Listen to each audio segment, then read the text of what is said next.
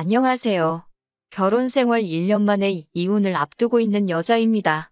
돈이 웬수인 건지 아니면 남편의 자격지심이 문제인 건지 이렇게 결혼 생활이 끝나버릴 줄은 상상도 못했습니다. 24살의 친구 소개팅으로 동갑내기인 남편을 만나게 되었습니다. 둘 다 어렸으니까 당연히 결혼을 목적으로 만난 건 아니었고 가벼운 마음으로 만난 사이였습니다.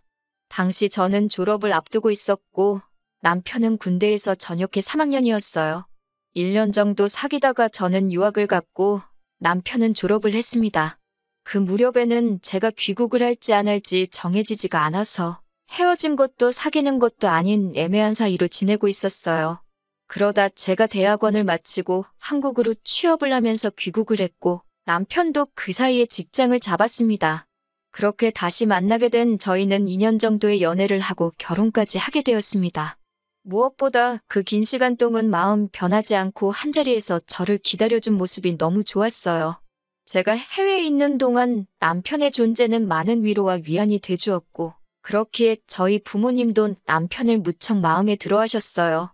하지만 막상 결혼 준비를 하면서 시댁이 많이 어렵다는 사실을 알게 되었습니다.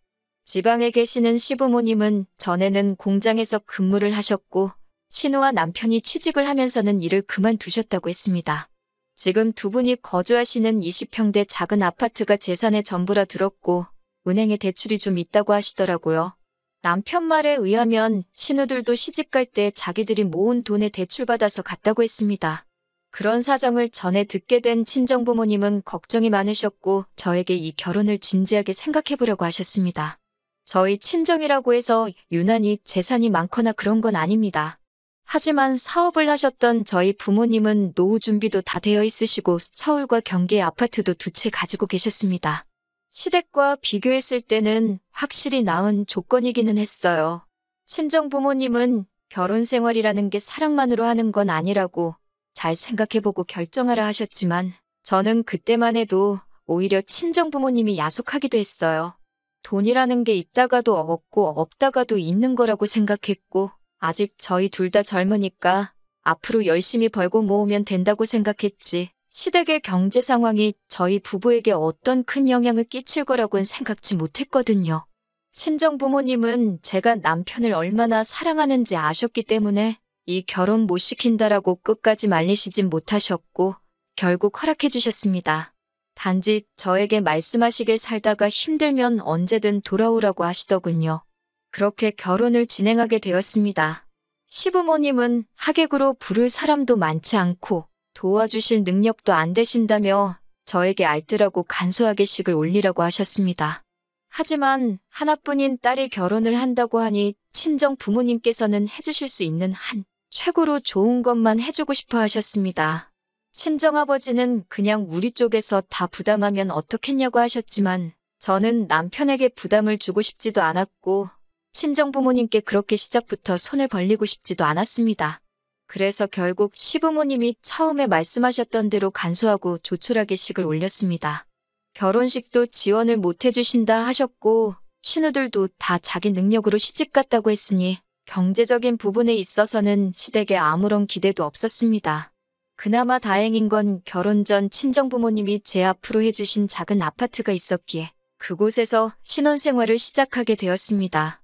이미 기존에 제가 쓰던 가구며 가전제품들이 구비되어 있었기 때문에 일단 서로의 예산이 허락하는 한에서 몇 가지만 바꾸기로 했어요. 그리고 여기까지도 저는 아무런 불만도 없었습니다. 종종 친정이나 시댁에 도움 없이 시작하는 사람들을 듣고 봐왔고 저는 개인적으로 대단하고 멋지다고 생각했거든요.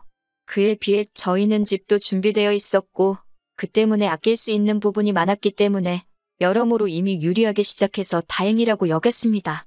하지만 제가 시댁에 바라는 게 아무것도 없었음에도 불구하고 결국엔 돈 때문에 시부모님과 안 좋아지게 되었습니다. 저희 집들일 때였어요. 지방에 계신 시부모님도 올라오셨고 신우들도 왔어요. 제가 미리 준비한 음식 몇 가지와 배달 음식을 더해 한 상 차렸고 다들 맛있다고 준비하느라 고생했겠다고 한마디씩 해주었습니다. 다들 하오 웃고 분위기도 괜찮았어요. 그러다 시어머니가 저희 집 TV를 보더니 TV가 너무 좋다 하시면서 우리도 TV를 바꿔야 되는데 그러시더라고요.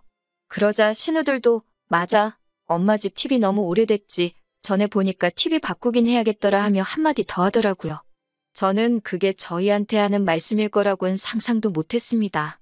단지 속으로 저번에 갔을 때 화면 잘 나오고 소리 잘 나고 멀쩡해 보였는데 그 사이에 고장이라도 났나? 생각만 했어요. 그래서 시어머니께 TV가 왜요? 고장났어요? 라고 물었더니 시어머니가 저를 보면서 고장난 건 아닌데 니네 TV 보니까 좋아 보여서 그랬다 그러시더라고요. 그리고 결혼하면서 저희 친정아버지가 제 차를 바꿔주셨거든요. 남편은 연애할 때부터 차가 없어서 늘 제 차를 함께 썼고요. 아무튼 시부모님이 안 주무시고 바로 내려가신다 하시길래 그럼 제가 역까지 모셔다 드린다고 했습니다. 그렇게 시부모님을 차에 태워드렸는데 이번에는 연신차가 너무 좋다 하시면서 우리도 차 바꿔야 되는데 또 그러시더라고요. 제가 뭐 딱히 할 말도 없고 그래서 전 그냥 운전만 하고 있었습니다. 다만 아까 TV도 그렇고 왜 자꾸 저런 말씀을 하시지 싶기는 했어요.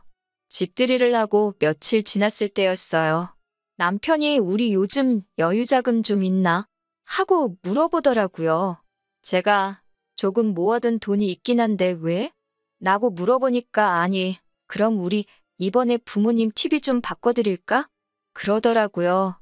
그래서 제가 신혼인 우리가 그걸 왜 바꿔드려? 아직 우리 거 살 것도 많은데. 그랬어요. 그러자 남편이 그때 시어머니가 갖고 싶어 하는 거 저도 받지 않냐면서 그냥 하나 효도한다 생각하고 사드리면 안 되냐고 그러더군요. 그래서 제가 능력되면 자기가 자기 돈으로 바꿔드리라고 나는 그럴 능력이 안 된다고 그랬습니다. 그리고 그럼 우리 부모님은 뭐 해드릴 건데? 라고 물었어요. 그러자 장인 장모님은 돈 많으시잖아? 그러는 거예요. 제가 그래서 양쪽에 똑같이 할 거 아니면 싫다고 했어요. 남편 기분이 안 좋아 보였지만 저도 기분이 안 좋았기 때문에 더 이상 아무 말도 안 했습니다. 결혼 전부터 남편이 시댁에 한 달에 얼마씩 보내고 있는 건 알고 있었습니다. 하지만 남편이 없는 형편의 아들 서울로 대학 보내고 매달 얼마씩 지원해 주신 게 감사해서 이 정도는 해드리고 싶다고 했기에 저도 그 부분에 있어서는 아무 말도 하지 않았고 그만하게 하지도 않을 예정이었어요. 사실 남편 논리대로면 저희 부모님도 돈이 남아돌아서 저 대학 보내고 유학 보내주신 건 아니니까 평생 열심히 아끼고 모으신 걸로 해주신 거니까 저도 남편 생각처럼 친정에 돈도 드리고 싶지만 저희 친정 부모님은 제가 잘 사는 게 중요하다고 당신들은 신경 쓰지 마시라 하셨거든요. 하지만 뭐 그거야 가족마다 사고방식이 다를 수 있으니까 시댁이 잘못됐다고 생각하지 않습니다.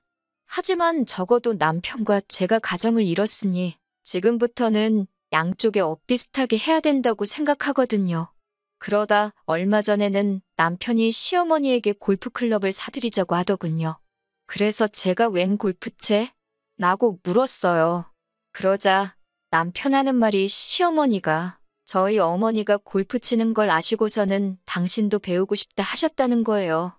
그래서 뭐 배우시는 건 상관없는데 골프클럽을 왜 우리가 사드려야 되는 거냐고 하니까 그럼 골프채도 없이 골프를 어떻게 배우냐고 하더라고요. 그래서 제가 아니 골프클럽을 살 돈이 없으시면 앞으로 골프는 어떻게 치시냐고 필드 나가고 하는 것도 다 돈 든다고 그랬어요. 그러니까 저더러 사주기 싫으면 싫다고 하지. 사사건건 트집 잡으면서 뭐 그런 것까지 따지냐고 그러는 거예요. 하지만 저는 사람이 취미생활이건 뭐건 자기 능력껏 해야 된다고 믿거든요. 냉정하게 말해서 저는 저희 시어머니가 골프를 취미생활로 즐기실 여력이 없다고 생각하고요. 그래서 나는 못 사드려. 그러니까 자기가 하나 사드릴 수 있으면 사드려 그랬습니다. 그런데 남편도 자기 돈으로 사주기는 아까운지 제가 그렇게 말하면 꼭 안 사드리더라고요. 아무튼 그 일이 있은 뒤 저도 마음이 편치만은 않아서 친정어머니께 이런 일이 있었다 말씀을 드렸습니다. 그러자 친정어머니는 그냥 하나 사드리지 그러냐고 하시더라고요. 그래서 제가 나는 이게 이번이 처음이 아니다. 앞으로 이런 일이 번번이 있을까봐 걱정이 된다고. 그리고 앞으로 우리도 애 낳고 하면 돈 들어갈 일이 투성이니까 미리 준비도 해야 돼서 안 될 것 같다고 그랬습니다. 친정어머니도 제 말에 동의하시고 이해해 주셨지만 그래도 시어머니와 제가 괜히 껄끄러워질까봐 걱정하시는 눈치셨어요. 친정어머니는 저에게 그러면 엄마가 쓰던 골프클럽이라도 일단 가져다 드릴래? 그러시는 거예요. 취미로 배워보신다는 거니까 한번 해보시고 정말 재밌으시면 그때 사는 걸 생각해도 되지 않겠냐고요. 제가 생각해봐도 좋은 생각인 것 같아서 그러겠다고 했어요. 그리고 남편에게 이 소식을 전했습니다. 그러자 남편이 난리가 났어요. 시어머니를 거지로 아냐면서 어떻게 장모님이 쓰던 걸 시어머니를 가져다 줄 생각을 하냐고요. 제가 우리 형편에 당장 새 것 사드릴 능력은 안 되니까 나는 좋은 마음으로 가져다 드리려는 건데 뭘 그렇게 난리냐고 그러니까 자기는 자기 엄마가 불쌍해 죽겠대요. 고생고생해서 자기를 이만큼 키워놨는데 자기는 효도도 마음대로 못한다면서 너무 죄송스럽고 미안하다는 거예요. 그 말을 듣고 있는데 어이가 없더라고요. 그러면 결혼은 뭐하러 했냐고 그냥 시어머니 옆에서 효도나 하고 살지라며 제가 뭐라고 했습니다. 그러자 남편이 한다는 말이 능력 있는 며느리가 있으면 더 잘해드릴 수 있을 줄 알았다는 거예요. 그런데 있는 사람이 더하다면서 저더러 너무 인색하다는 거예요. 진짜 이 말 듣는데 나한테 뭐 돈 맡겨놓은 거 있나 싶더라고요. 제가 시부모님이 날 키웠냐, 널 키웠지. 왜 나한테 그런 걸 바라냐고. 그러니까 자기는 장인 장모님한테 아들 같은 사위가 되려고 하는데 너는 너무 선을 긋고 있는 거 아니냐는 거예요. 그래서 제가 우리 부모님이 우리한테 뭐 사달라고 해달라고 한 게 하나라도 있냐고 물었어요.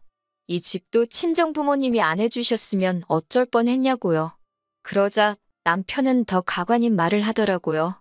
이 집만 아니었으면 신혼부부 특혜로 대출받아서 더 좋은 집에서 살 수도 있었는데 이 집 살면서 집값 오르니까 저만 혜택을 보고 있는 거래요. 대출 받아봤자 전세밖에 더 가냐고요. 그리고 저랑 살면서 이 집값이 오르면 결국 그 돈 남편이랑 저랑 같이 쓰고 살지 저 혼자 먹고 살 거 아니잖아요. 그런데 어쩜 속으로 저렇게 멍청한 생각을 하고 있나 싶더라고요. 그날 이후로 남편과는 뭐 필요한 대화만 하면서 며칠을 지내게 되었는데 남편이 너무 찌질하고 자꾸 부담 주는 시부모님도 불편하고 이혼만이 답인 것 같더라고요. 그래서 남편에게 그냥 이혼하자고 했어요. 이런저런 스트레스 받기도 싫고 괜히 죄책감 느끼는 것도 짜증난다고요. 그랬더니 남편은 세상 천지의 어떤 며느리가 시부모님한테 뭐 하나 사드리기 싫다고 이혼을 하냐면서 자기가 미안하다고 그렇지만 자식된 입장에서 부모님께 잘해드리고 싶어서 그런 거니 저더러 이해해달라고 하더라고요. 그렇게 사과 같지도 않은 사과를 하면서 자꾸 스스로 합리화시키는 남편을 보니 더 정이 뚝 떨어졌습니다. 그래서 이혼을 하려고 알아보니 이런 사유로는 이혼을 하기가 쉽지 않았습니다. 그래서 집을 팔려고 내놨어요. 그러자 남편이 그러면 우리는 어디 가서 사냐고 하길래 나는 친정에 들어갈 테니 당신은 당신 알아서 하라고 했습니다. 남편은 어이없어 했지만 이 집은 전적으로 제 것이니까 남편의 동의 같은 건 애시당초 필요하지도 않았어요. 며칠 전에는 남편이 죽어도 안 나간다고 버티길래 결국 경찰까지 불렀습니다. 결국 남편은 저에게 독한 여자라며 치사하고 더럽다고 시댁으로 갔고 이 상황을 알게 되신 시부모님이 저에게 전화를 걸어 막말과 악담을 퍼부으셨습니다. 그건 고스란히 녹음되어 제가 가지고 있습니다. 변호사 말에 의하면 이런 식의 폭언이 몇 차례 반복되면 이혼 사유가 될 수 있다고 잘 모아두라고 하더군요. 시간은 좀 걸리겠지만 벌써 마음은 홀가분합니다. 처음에는 마음 한구석으로 왠지 모를 미안함도 있었지만 그것도 이제는 훌을 털고 마음 편하게 살아보려고 해요.